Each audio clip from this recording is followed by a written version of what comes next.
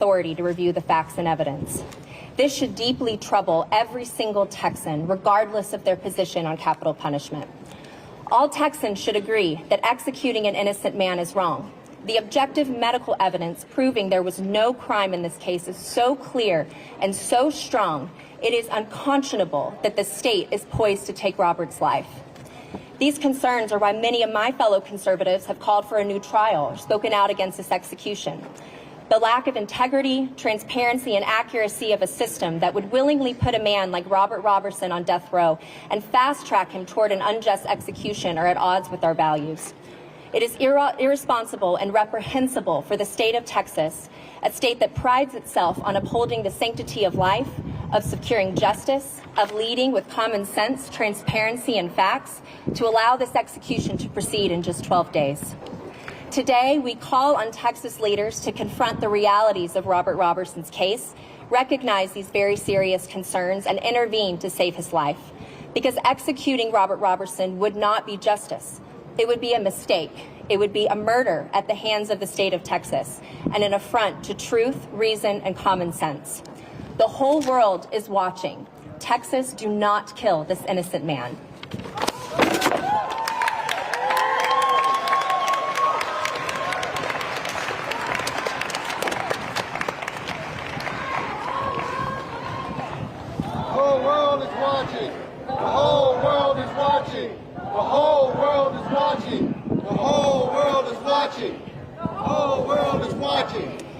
As we kick off our program, I am honored to read a statement from Republican State Representative Brian Harrison. While Representative Harrison couldn't be here today, we're grateful for his steadfast support for Robert. Thank you for allowing me to address you this afternoon because I believe no issue is more important for the Texas government than protecting life and liberty, and we must ensure Texans are never deprived of them without due process and fair trials. I am a proud conservative Republican, but questions of guilt and innocence should never be partisan. I'm going to start by saying something many of you may disagree with. I believe the death penalty absolutely has a place in our criminal justice system, and I am a strong and ardent supporter of it. However, it's actually because of my support for the death penalty that I've been so compelled to speak out in the Robert Roberson case. I believe it's most incumbent on those of us who support the death penalty to be the most vigilant in ensuring potentially innocent people are never subjected to it. Our goal must always be to seek justice. And I don't know who on my side of the aisle still needs to hear this, but executing a potentially innocent person who has never had due process, who has never had a fair trial, is the exact opposite of justice. This should not be controversial. I am a fierce proponent for limited government, and all conservatives who claim to be skeptical of government's inability to get things right and who recall Reagan's words that government solutions are often worse than the problems they're trying to solve should join me in being willing to say that I will never blindly trust the government because the government gets it wrong a lot. Courts are the government, and they can get it wrong too. A year ago, on Robert's previous execution date, President Trump's now Health Secretary, Robert F. Kennedy Jr., made the following statement. Robert Roberson is scheduled to die in Texas at 6 p.m. Central Time. His execution would compound an already serious miscarriage of justice. Governor Abbott needs to step in. That was right then, and that is right now. This is a complex case, but let me try to make it simple. The public is now being confused and given misinformation from the government about how Nikki was supposedly murdered. The official narrative has changed dramatically over time. There are only two options. Was Robert convicted of murder under shaken baby syndrome, as the state said during trial, or was he convicted of beating his daughter to death, as the government dishonestly claims now? If she was a victim of shaken baby, then under the current junk science laws, Robert must be given a new trial because of how that hypothesis has come into doubt in the past 20 years. The government knows this, and that's why they're trying to confuse the public with the new allegation. The new claim is that Nikki was beaten so viciously that she died. This is demonstrably false. If we know anything from the CT scan that the jury was never shown, and the photos, it is that Nikki had no significant bruises, no significant lacerations, and not so much as a single hairline fracture anywhere on her body. Does the government really expect Texans to believe any 2-year-old child could be beaten to death without even one single serious bruise? Apparently they do. What is potentially the most shocking part of Robert's story is that his court-appointed trial attorney simply agreed with the prosecution that this was a classic shaken baby case. Therefore, no jury has ever been presented with any evidence or arguments of Robert's potential innocence. Justice demands that Robert be given a new trial so that a jury for the first time ever can judge his guilt or innocence on the totality of the evidence, including the mountain of potentially exculpatory evidence, something that has never once happened. People can have differing opinions of Mr. Roberson's guilt or innocence, but it is a matter of objective fact that Mr. Roberson was never given a fair trial or due process. The Texas government must never deprive somebody of their life absent due process, yet we are days away from that happening. I firmly believe it will become clear in time who was on the right side of history and who was championing the execution of a potentially innocent man who was never afforded due process or a fair trial. People often ask why I've been so passionate and vocal on this issue. It's simple. I do not want my children to inherit a state where potentially innocent people can have their lives deprived of them by the government. Join me in praying for the officials who have it within their power to grant Robert Roberson a new trial, do so that true justice can finally be delivered.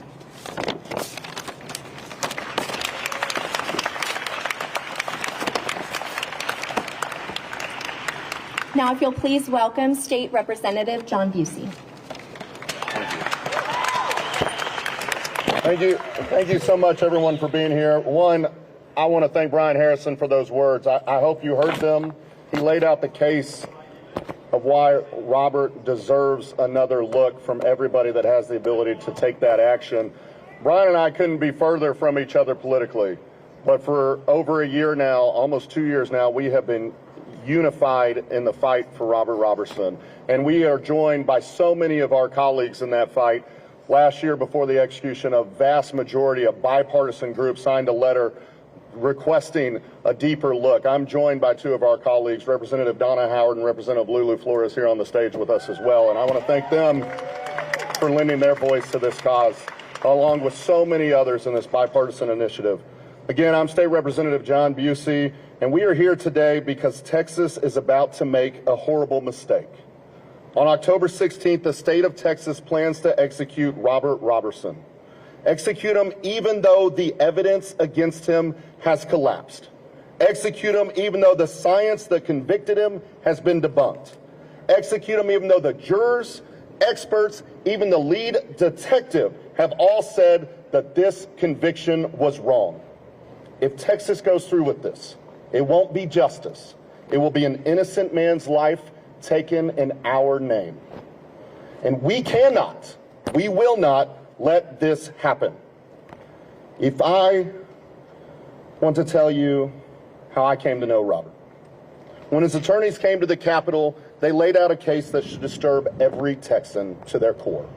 A trial built on junk science, a defense that failed, a system that has cared more about holding onto a conviction than closing a case than getting it right. So we got to work. We held hearings, we brought facts to light, and when we did, the truth came out. Medical experts testified that the state's theory was wrong. A juror said she never heard the full story, and the lead detective, the man who helped put Robert away, stood up and admitted mistakes were made and pleaded with the state of Texas not to execute Robert. Think about that. The detective, the juror, and the experts all agreeing that this man should not be executed. So I ask you, what kind of justice is it when even the people closest to the case say it is wrong and the state presses on anyway? Let me tell you what convinced me the most. I went to see Robert myself. I sat with him just days before his scheduled execution last year. And you might expect a man in his position to be bitter or angry or even broken. But that's not what I saw. I saw hope. Hope in a man facing the unthinkable. Hope from someone who prayed with us, who told us he wanted to live not just for himself, but to help others.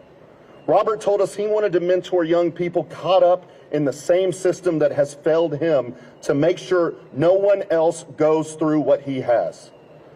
As we said our goodbyes that day, Robert read us a letter from his older daughter, which said, "Have hope, Dad." This is not the spirit of a guilty man. This is the heart of a man who deserves a chance to live. I went back to death row the night Robert was set to be executed.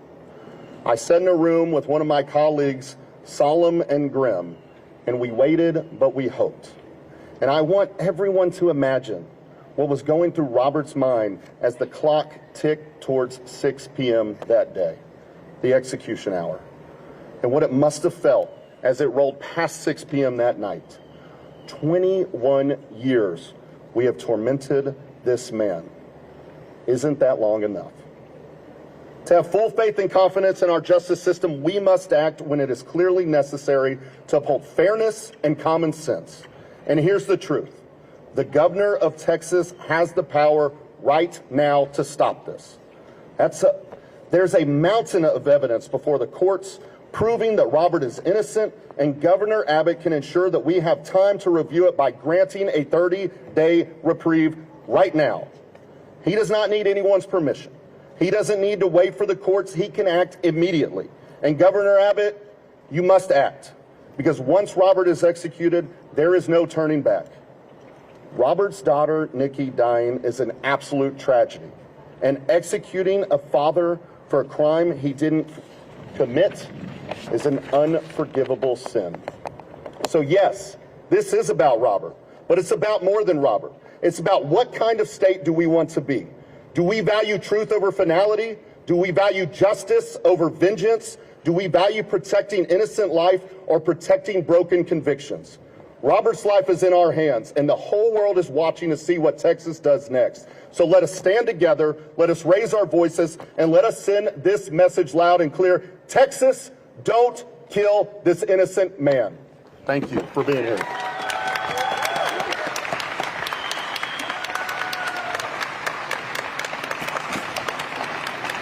Thank you, Representative Busey.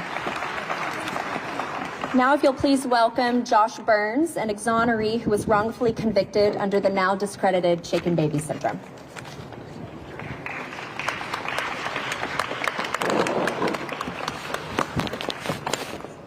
Thank you, everybody, for being here today and coming out under this hot sun.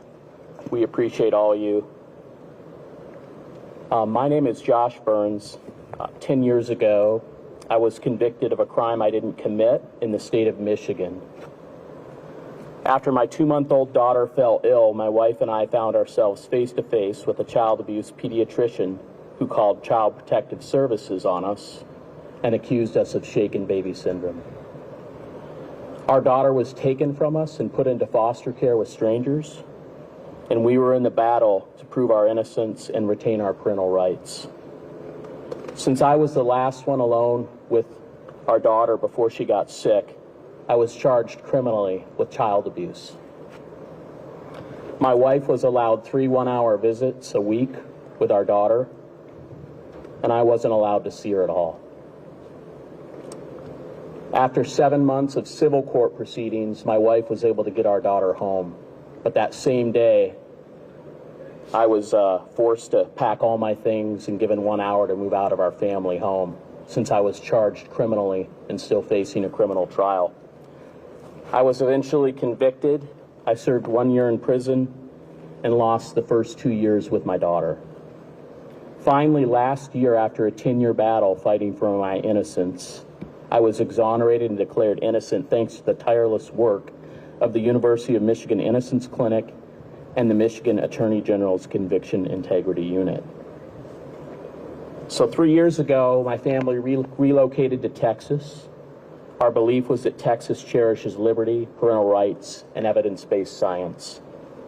But then I learned about Robert Roberson, who is a father on Texas death row and now scheduled to be executed in less than 2 weeks under the same scientifically unsound shaken baby syndrome hypothesis that has caused my family so much harm. It is so hard to overstate the nightmare of not only having a gravely ill child, but being wrongfully accused of harming that person that you love the most. We cannot allow Robert to be executed. Robert's daughter, Nikki, was a very sick child, and he sought medical care for her many times. Finally, like me, Robert found himself face to face with a child abuse pediatrician. In fact, there is a man here today in this crowd who came face to face with the same child abuse pediatrician from Robert's case. My friend Andrew Rourke was wrongfully convicted of shaken baby syndrome. He spent 13 years in prison here in Texas. Andrew and I had the pleasure of meeting last year at the Innocence Network conference. And we were able to cross that stage together as first-year exonerees. We were actually exonerated the same week last November within 3 days of each other. Andrew has become a dear friend, and I'm so grateful that he and his wife, Kelly, are here with us today. Andrew, can you raise your hand so we can acknowledge you in the crowd? Andrew Rourke.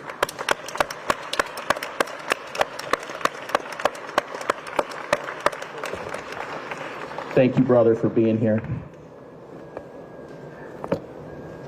Also with us today, Anna Vasquez. Can you raise your hand for us, Anna? Where's Anna? Anna, another exoneree. She spent 13 years in prison and thankfully was declared innocent and exonerated. I know that Anna has others here. I didn't have a chance to write their names down, but there are other exonerees here as well. We also have a man here, Barry Beach. Barry Beach spent 33 years behind bars, falsely accused. And he's still fighting. He's been exonerated once, and he's still fighting for another exoneration. Barry, will you raise your hand to be recognized? Barry, thank you. Barry flew here all the way from Montana. Thank you, Barry. Thank you. To all my brothers and sister exonerees here today who've been to these Innocence Network conferences, I'm going to try to say this. How sweet would it be to attend that conference with Robert and watch him cross that stage? What a dream come true that would be for all of us, wouldn't it? We hope and pray that for Robert. I have worked with so many champions of justice in this fight for Robert's life, from all sides of politics. Law enforcement agencies, groups who support the death penalty, groups who want to abolish it. But the one thing we all agree on is that Robert and Nikki deserve truth and justice. And we all agree the only way we can get truth and justice is to ensure that all the evidence is heard. So I once again ask the courts to order a stay of execution and a new trial. Robert was convicted using junk science that no longer stands under the scrutiny of truth and justice. And Andrew and I stand here today as living proof of that fact. To those in Texas who have the authority to stop this execution, I have this message. Be humble. Seek the truth and seek justice.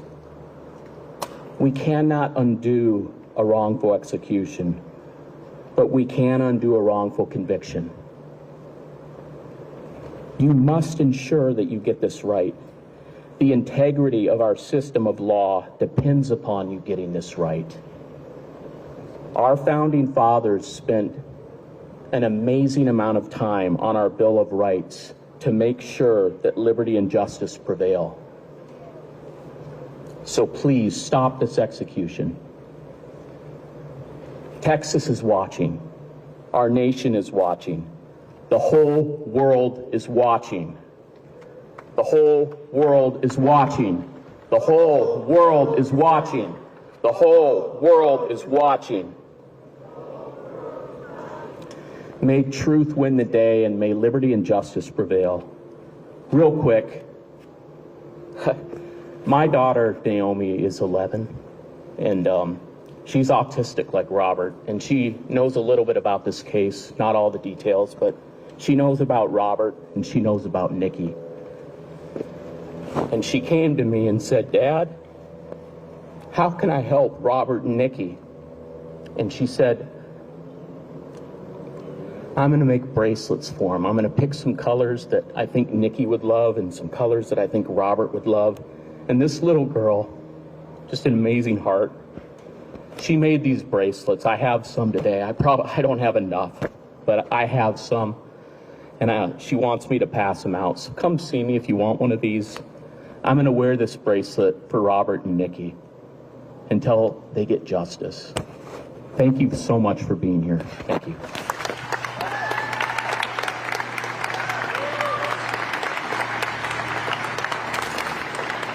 Thank you, Josh. Please welcome Jackie Benestante, Executive Director of the Autism Society of Texas.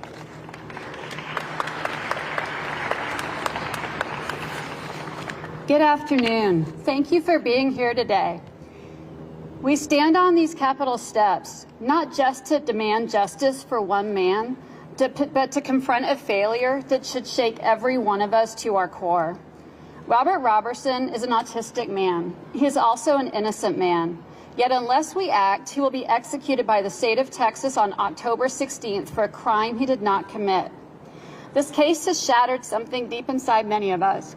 Our faith, this is hard. Our faith in the idea that the justice system, even with all its flaws, would ultimately protect the innocent. I used to believe that if an autistic loved one found themselves misunderstood in the wrong place at the wrong time, the truth would win out. But Robert's story has forced many parents of autistic loved ones and autistic adults to confront a chilling reality, that when autism meets ignorance in the courtroom, justice is not guaranteed. In 2002, Robert brought his 2-year-old daughter, Nikki, to the only hospital in rural Palestine, Texas. She had a high fever, a history of chronic illness, and had been prescribed medications now known to suppress breathing in children. Tragically, Nikki passed away. The medication that Robert was instructed to give his daughter likely contributed to Nikki's tragic death. Robert did what any loving father would do. He sought help. But instead of receiving compassion, he was met with suspicion. Because Robert had not yet been diagnosed with autism, his quiet and reserved demeanor, his lack of visible emotion were misinterpreted as signs of guilt. Medical staff and police described him as unemotional, detached, and cold. These misperceptions became the foundation for the prosecution's case. But here's the truth. Those weren't signs of guilt. They were signs of autism. Too often, people with autism are misunderstood and misjudged when they come into contact with the criminal justice system. Robert did not present like the hospital staff or the police expected a concerned father to act, so they rushed to judgment against him. Robert wasn't formally diagnosed with autism spectrum disorder until 2018, long after his trial. But as many adults who we see receive a late autism diagnosis, signs were always there. From as early as preschool, he was identified as a child with special needs, including a significant speech delay. He received both speech therapy and special education services, clear indicators of the neurodevelopmental challenges that would later be recognized as autism. At his 2003 trial, none of this was presented. Robert didn't testify. No expert explained what autism is or how it affects communication or emotional expression. The jury never heard that his outwardly calm appearance was not indifference. It was due to his autism. They didn't know that his body language, his posture, his lack of eye contact, so easily misjudged by observers, masked deep distress and heartbreak. The jury never had the chance to truly understand who Robert Roberson is, and because of that, they sentenced him to die. This case is more than a tragic error. It's a warning. It tells us that the criminal justice system is still unequipped to understand autism, that we are criminalizing disability. If we let this execution go forward, we are saying that misunderstanding someone's neurology is enough to kill them. As executive director at the Autism Society of Texas, I've seen the progress we've made in raising autism acceptance, but Robert's case just shows how far we still have to go. If the state proceeds with this execution, It will not only be executing an innocent man, it will be sending a message that being autistic in America can be a death sentence when the system fails to understand you.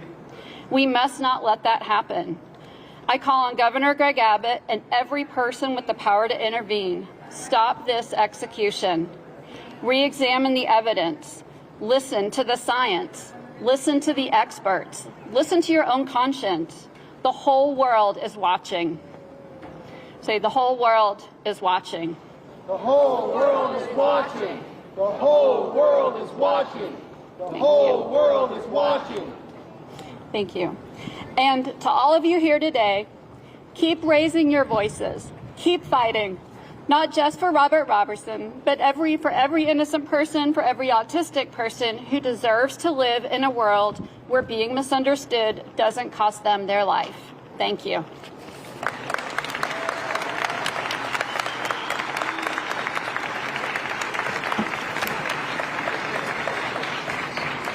Now, if you can please welcome Donna Farmer, Robert's spiritual advisor.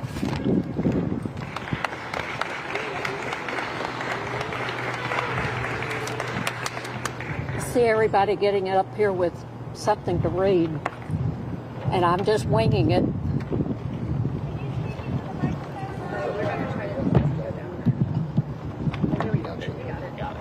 You're right in it. How's that? I'm here today, basically, first and foremost, because Robert's friend, Casey Brownlow, my oldest son, and Robert were peers in Palestine Middle School. When Casey saw that Robert was going to be executed, he wrote Robert a letter. Then he and his wife went on a trip, and he thought fully that when he got back to Tyler, Texas, that Robert would be gone. Instead, he had a 15-page letter from Robert. And Robert told him, "Hey, I remember you too." Casey had told him, he said, "I don't believe that the Robert I knew when we were in school did anything like what they say you did."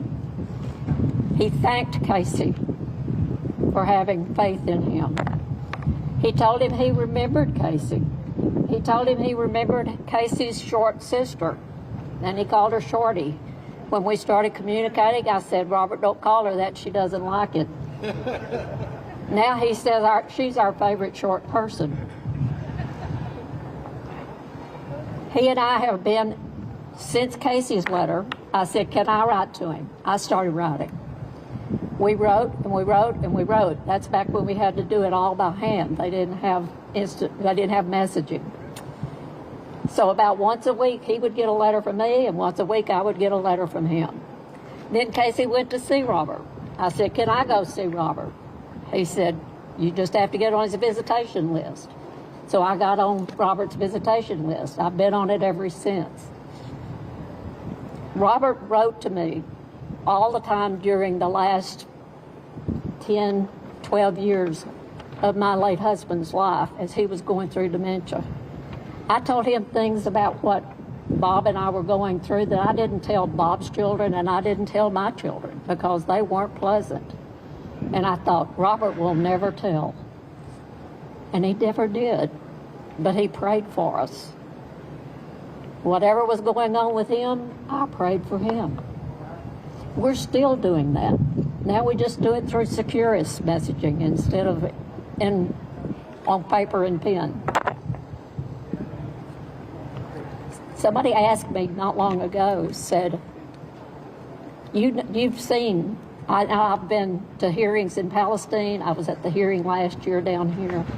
I've seen the evidence now that the former jury never got to see. I've heard it, I've seen it. They said, what if you didn't know that? Would you still believe in Robert? I said, I have to still believe in Robert because my first impression of Robert was what my son Casey said. This is who Robert is. And I trusted Casey's judgment and character. Y'all, I was on my way. I was on my way to Huntsville last year in October on the 17th. And my daughter-in-law called me. And she said, where are you? in East Texas. I said, I'm in front of Brookshire's. She said, you need to come back. I said, I'm on my way to Huntsville. She said, you've got to come back. Come to the house. So I drove back. She said, Casey's gone. She said, I think it probably happened last night. Said, he had curly hair like I do. She said all of his hair was still in place from when he went to bed. The day that Robert was supposed to be executed, he was supposed to be killed by the state of Texas. His friend, my son, died. Then the judge saw fit back a couple of months ago to set the same date this year. Robert prays for me, I pray for Robert. It's keep the faith. I told him last year, he said, I don't know. He said, I've got hope. I said, you keep that hope. I said, I believe in miracles. I'm praying for a miracle. When we got Republicans and Democrats across the aisle to sign, that many of you, 100 and whatever, signed together saying, we think this is a miscarriage of justice. I said, Robert, that was a miracle. We had Texas Republicans and Democrats get together for a miracle. Then we had the same thing with the committee here. The very last minute, I said, you never know how God's going to perform a miracle. It can be from the guys and women getting together and going to visit him. He said, Mama Donna, they treated me like a real person when they came to the prison. They took the cuffs off, the prison did. They took the shackles off. He said, they shook my hand. And he said, before they left, they hugged me, and we had prayer together. I said, Robert, those are miracles. I'm still praying for those miracles. I'm praying today. My prayers have been for that. My prayers are that. All of you who are telling me how many days are left, I don't appreciate it, because that's kind of my means of trying to deal with these dates. I just don't count. But my prayer is that our elected officials will have the humility, and I know it's hard in Texas to be humble, have the humility to have the wisdom to correct while we still can and save the life of a man whose life is just as important as the governor is your life and my life is. Thank you.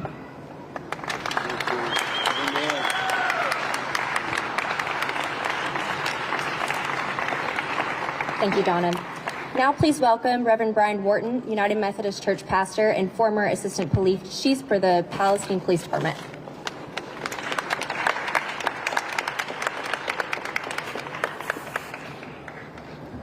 I am all of those things and a few others. Ask anybody, they'll tell you. I met Robert Roberson for the first time in the emergency room.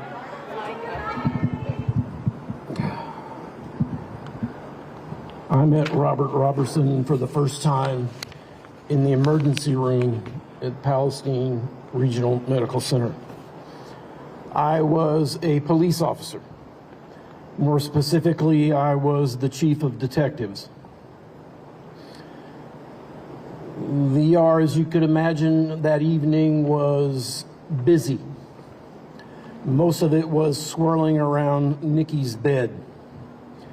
And everybody had a story to tell about what was going on. The nurses, the doctors, Robert, and others. And out of all those voices that we were hearing that night, we gave the least credibility to the one, it turns out, we should have listened the closest to. Because, you see, Robert's story was just too simple, too easy.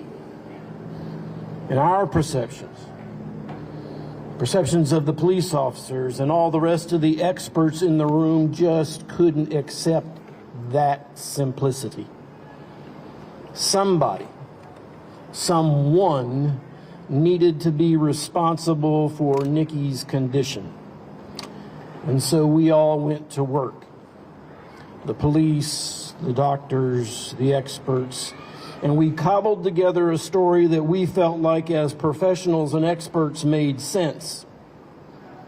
It fit our perceptions. It fit our understandings. It fit the science that we have come to understand is drastically flawed. All of us who made the system came up with a story and we made it stick.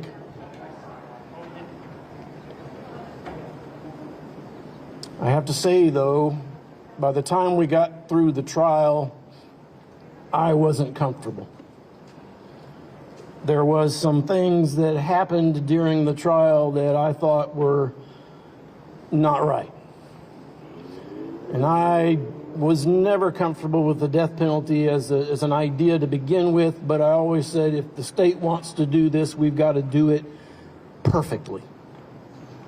There can be no room for error in these kind of cases. And so I wasn't surprised 10 years down the road when a lawyer came knocking at my door. I've been watching Robert.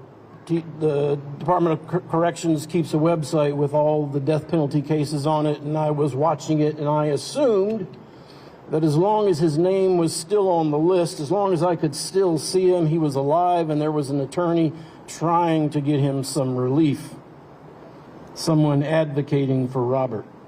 And surely those errors that I could see in the trial was sufficient for some sort of relief. And it didn't come. But his attorney did. And so we began to speak to each other, and I began to look at the things that she was presenting. She affirmed for me that those things that I saw in his trial that were not right were in fact not right, shouldn't have happened. But here we are, she and I, 10 years down the road, and still, with all the evidence, be willing to bet there's some of you out there that have read all of that, the filings, the testimonies, the records, and like me, you're as equally certain that we, the police, the courts, the doctors, the medical examiner, all of us made mistakes which have put an innocent man in danger of execution. I, with you, are now witness to the lengths that system will go, the state will go to sustain a conviction, to simply keep the gears moving, keep the gears grinding forward. No thought whatsoever for the humanity that gets bound up in those gears and the justice that's being denied. Robert is not an inconsequential convict. He is a man. He is a very good man, full of grace and joy and forgiveness. Like all of us, not without flaws, but absolutely a man without guile. Robert has never wavered from the truth that he told in the emergency room 20 some odd years ago in Palestine, Texas. And as it turns out, despite his lack of education, despite his autism, he's the only one that got it right. There is no shame for any of us who've been involved in this system with Robert and other cases to admit our errors and to participate in the redress. However, there is shame, and there will be enduring culpability for all of those who, because of pride or just indifference, participate in compelling this execution of an innocent man. And so to the state of Texas, I say the whole world is watching. Texas, do not kill this innocent man.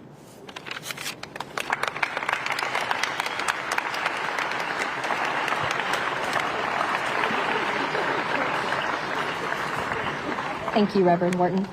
Now we'll hear from Tom Mooney of Bikers for Christ, who will read a statement from Robert.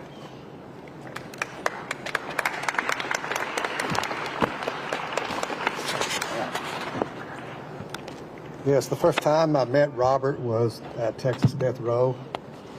I had the opportunity and the privilege to go to the Pulaski unit and then go into Death Row and actually meet Robert. It's been a blessing. And I know ever since then I consider him to be my friend. We had a conversation there in his jail cell. And like these people have said, it doesn't take long to get to know Robert. He's such a good, honest, simple man, and I say that in the best way. It was my honor and privilege this afternoon to read to you a statement composed and written by Robert.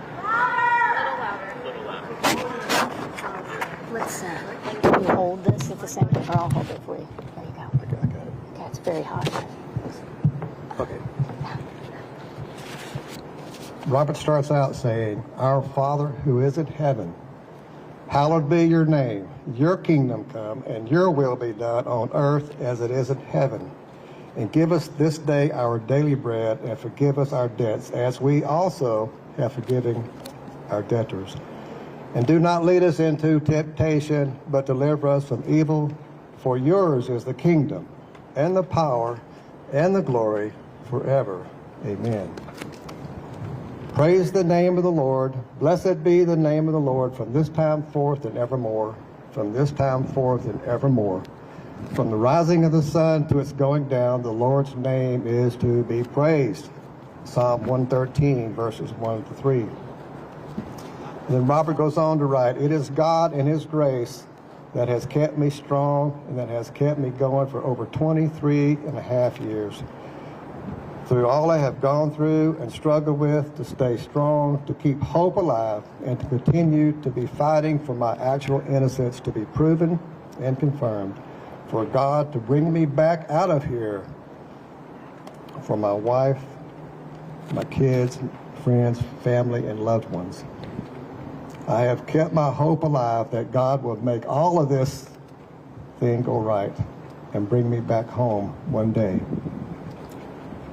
I have kept that hope alive with Almighty God's helping hand. And to my wife, Manuela, all my family, friends, Reverend Brian Wharton, attorneys, my defense team, legislators, and the many others who support me from all over the world, all of those standing with me for all these many years, I want you to know that I'm very, very grateful and honored and blessed. I'm proud and thankful, so very happy to have you all in my life. I want you all to know that you are all a great, big, big blessing to me, and you will always be. I couldn't have made it without each and every one of you being there for me and standing by me.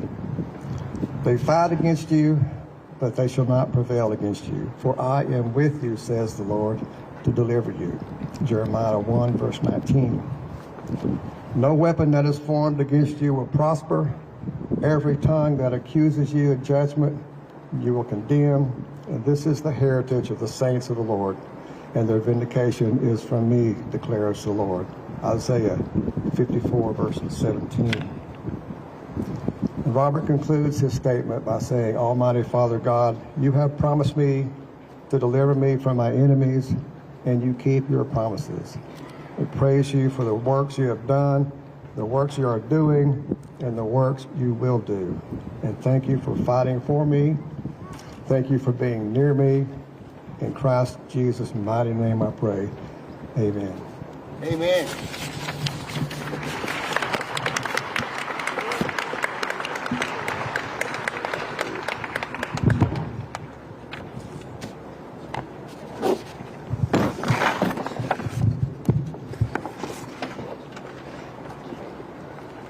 Thank you, Tom. Finally, we will hear from Gretchen Swin, Robert Roberson's attorney.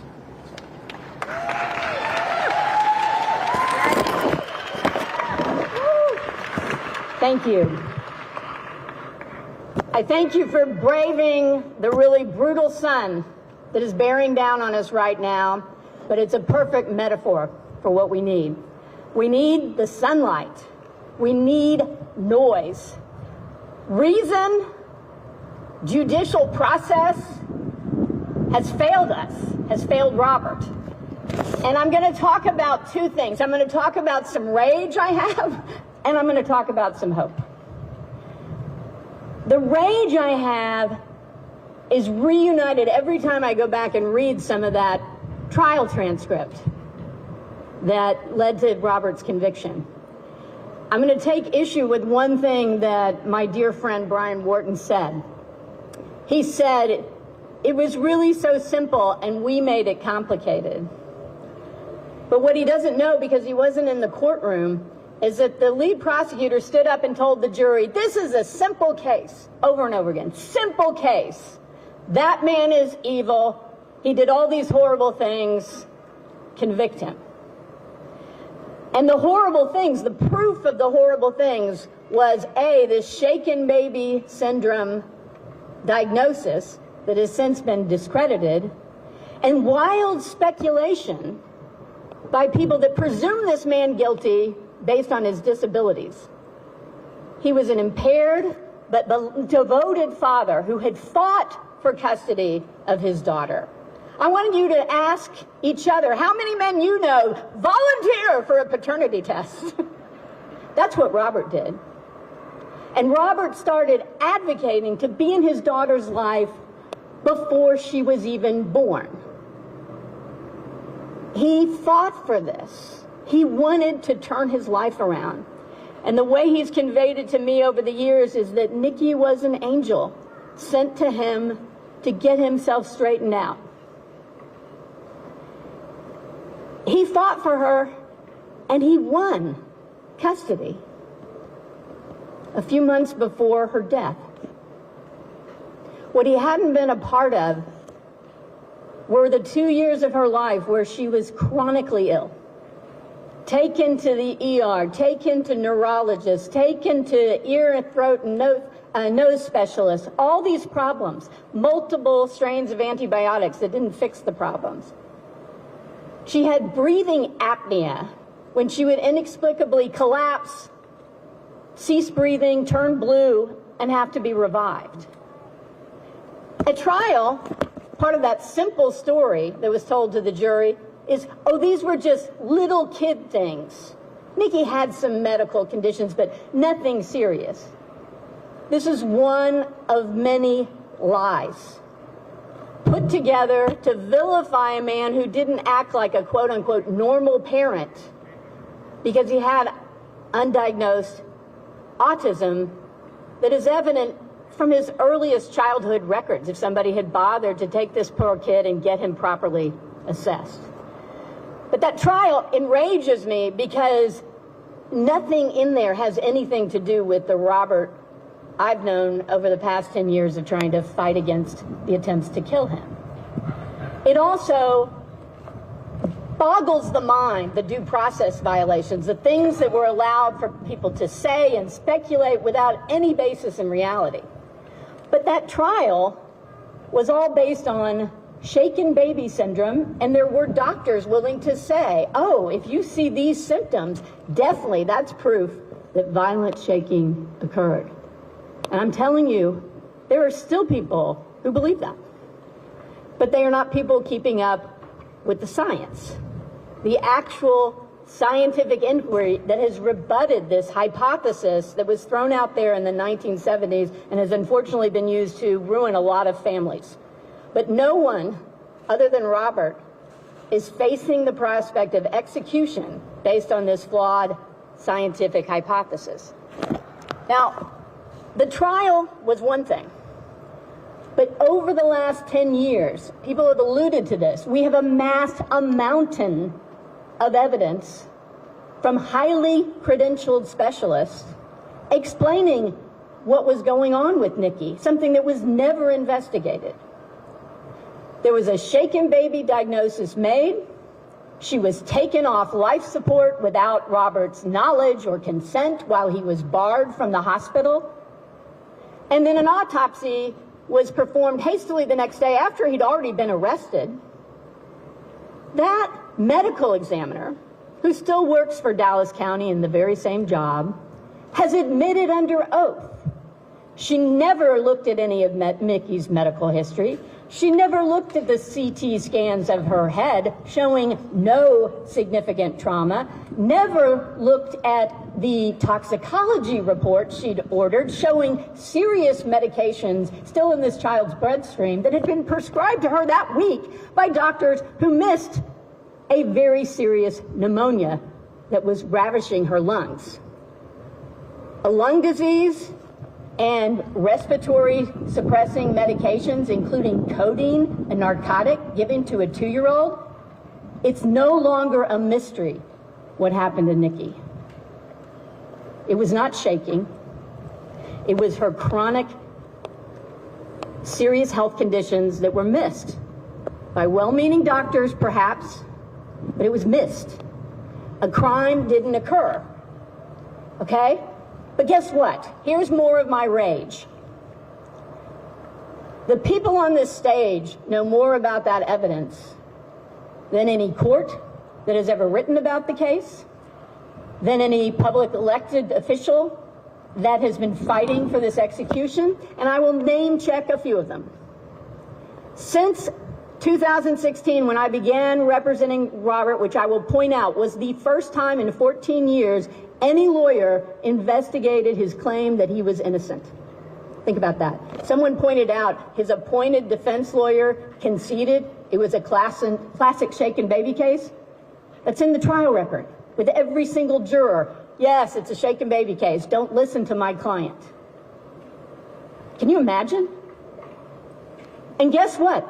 The judge who appointed that lawyer was the one who stripped Robert of his parental rights after Nikki was already dead, and whose son was one of the lead prosecutors. This is a small town justice in Texas. All right, but that DA that led the charge to get this shaken baby diagnosis case taken to, the level of a death penalty, he's gone. The new DA, who was there at the time of trial, I thought she's got to be willing to sit down with me, hear what the real evidence is. Every time I've been denied. The elected DA in Anderson County, Allison Mitchell, has refused ever to meet with me or any of my intermediaries to hear about the complex evidence.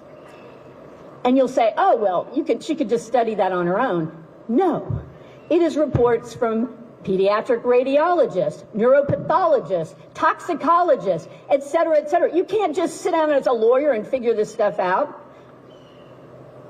She wouldn't talk to me. But you can go back and listen to her testimony in this building behind us and see how well she knew the case when she set that execution date last year. She couldn't answer a single question about what had been said at trial versus what the new evidence was. She couldn't even identify the expertise of her own hired gun expert. She didn't know but he had the answers. It was mind-boggling. I urge you to listen to that recording.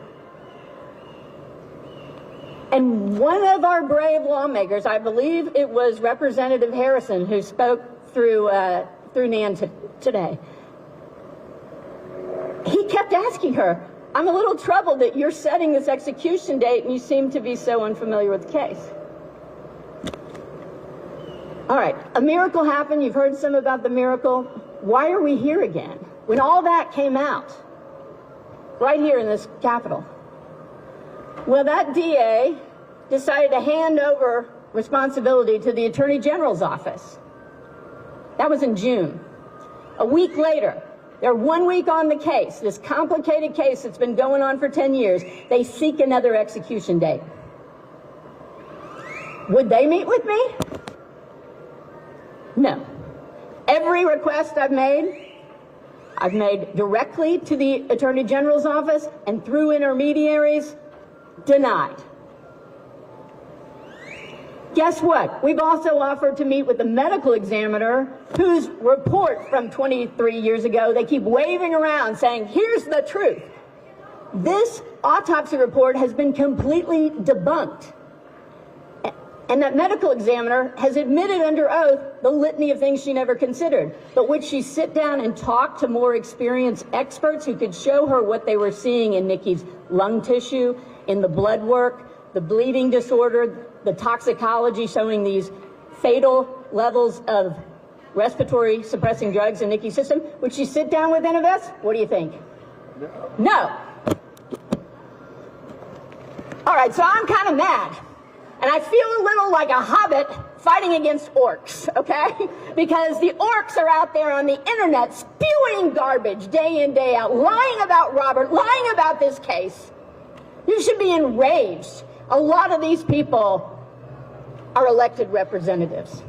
I have no clue what they're doing. They certainly know nothing about the new evidence, and they never mention it. They keep reciting that autopsy report, but then they've added a whole new layer of lies. The new lie is that Nikki was beaten to death. All right, let me point something out to you. If Nikki had been beaten to death, there would have been no shaken baby syndrome diagnosis. The reason that thing exists, it came into being because of mysterious collapses of infants and toddlers where doctors couldn't figure out, and there was a speculation. Maybe this explained this internal condition when you didn't see anything on the outside. That is not the way the law of physics works, though. If you beat someone, there are external markers. If you shake them violently, if they are injured, it will be in their neck, not creating internal bleeding outside of the brain. But this is where the advances in science have been huge.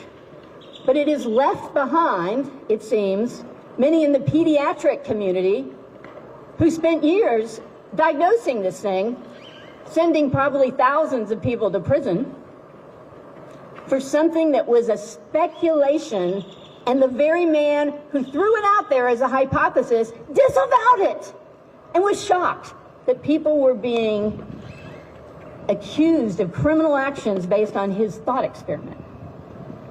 So I have all this rage about the lies, and I need your help fighting back against this. Learn the case. Anything you want to see. I mean, I am so transparent, it's not even funny, because I'm not a real defense attorney.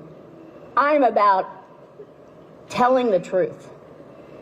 And I have nothing but righteous rage on behalf of my client, Robert, because I don't think he's potentially innocent. I know he's innocent. I know it. And I know there was no crime.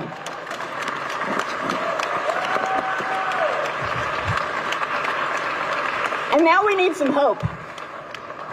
And part of my hope comes, I'm way too long-winded all the time, but I get hope looking out and seeing these faces. And I hope you represent the 10 more people you will go and tell about Robert's case.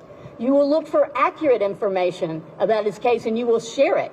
You will fight back against these trolls, these orcs on the internet spreading garbage to try to justify a wrongful execution. Who does that? How is that justice? How is that protecting the sanctity of life? How is that honorable in the face of the tragic death of beloved Nikki?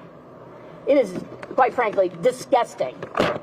So I will say we will continue as the legal team to do everything we can to urge those in positions of power to acknowledge, finally, the overwhelming evidence that Robert is innocent and that no crime occurred. As Texans,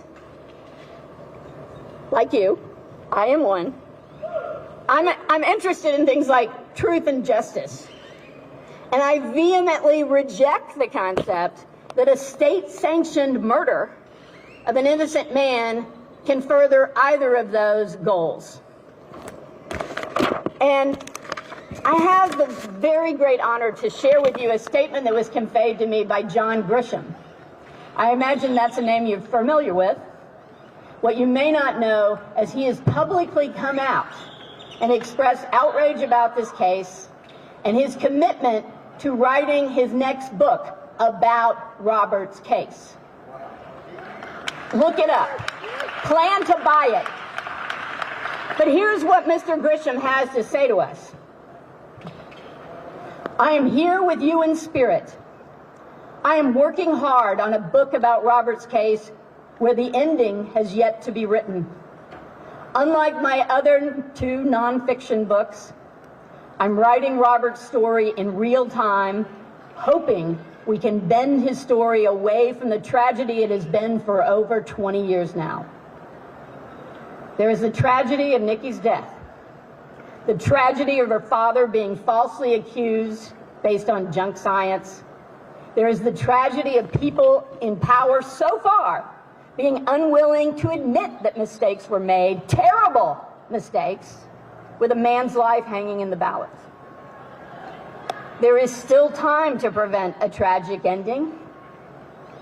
My hope is that authorities in Texas with the power to act will finally reject this indefensible conviction and see that Robert gets the new trial he has sought for decades. This is Grisham, along with Gretchen, along with the whole world, is watching, Texas! Do not execute an innocent man, please!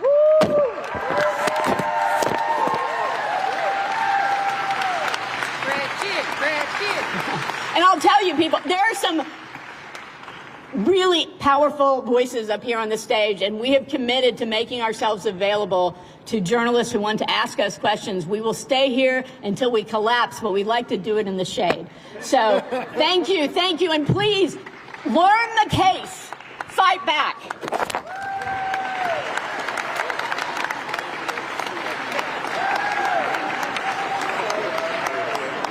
Thank you all again for being here. For media, credentialed media that has questions, we will meet you over in the shade. Thank you. Wait, you guys want to do a quick group picture? Real quick? Let's do it right up here. Gretchen, let's do a group shot. And Barbara, Donna. We'd love to get a quick photo of all the speakers. Okay. Oh, do you want us up there or not? Yeah. And with it. If you want to. Okay, Gretchen, we're gonna get a group picture. Ready? Do you want us next? Where should we be? Yeah. Like around the podium or? Yeah, we can start from here, Brian.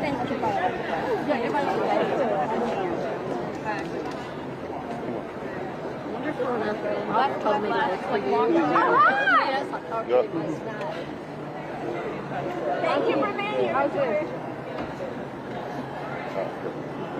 Come on, Reverend Warren, get in the middle. You're all come right here. So